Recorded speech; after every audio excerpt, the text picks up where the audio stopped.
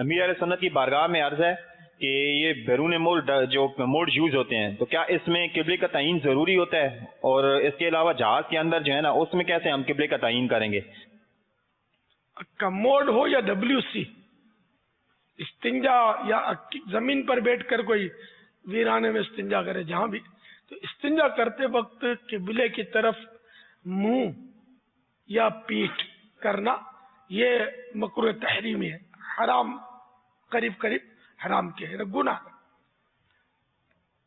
تو اس سے تو بچنا ہوگا، کبھی ایسا کیا ہے تو توبہ کرنی چاہیے، توبہ کرنی ہوگی بلکہ واجب ہے۔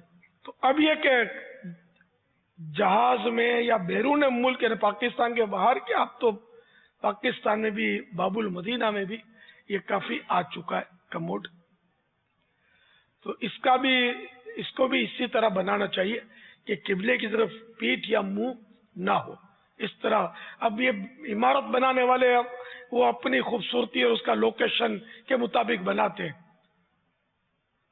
تو اگر وہ ٹھیک ہے جس طرح بھی اس کی بنائی ہے، تو اندر کا جو اس کا جو ایک چار دیواری بناتے ہیں نا اس کے لیے کموڈ یا WC کے لیے، تو اس کو تھوڑا ترچھا کر دیں، تھوڑا سے مراد کہ یعنی قبلے کی طرف نہ منہ ہو نہ پیٹھ ہو، تو تھوڑے سے مراد 45 کے زاویے سے باہر ہو۔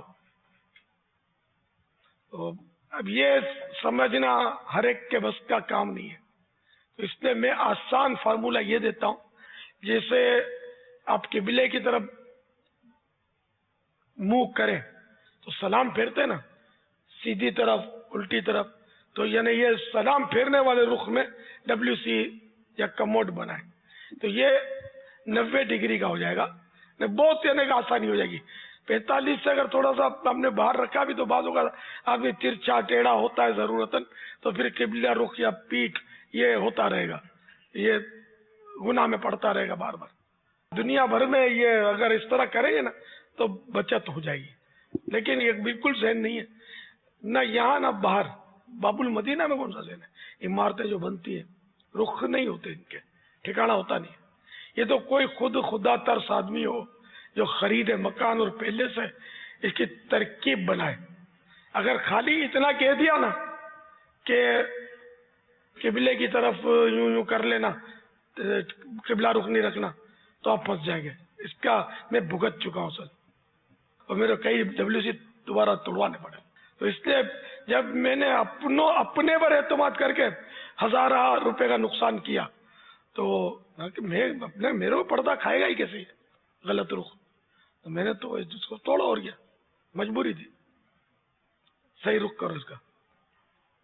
تو اب یہ تو میں نے تو کر لیا، ہر ایک یہ کرے ضروری ہے، مجبوری ہے، بن گیا۔ تو اس لیے آپ کسی پر بھی بھروسہ نہیں کرنا۔ میں نے جو آپ کو فارمولہ دیا تھا، یہ اگر سلام پھیرنے والا یہ کر لیں گے نا تو آپ کو کوئی اینگل اور فٹ پٹیاں اور یہ زاویے اور بنانے کی ضرورت نہیں پڑے گی، یہ میں نے آپ کو سب بنا دیا، اس طرح بنا لیا۔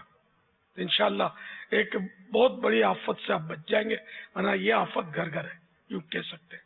مسجدوں میں بھی یہ عادت ہے۔ صلو علی الحبیب صلی اللہ تعالی علی محمد۔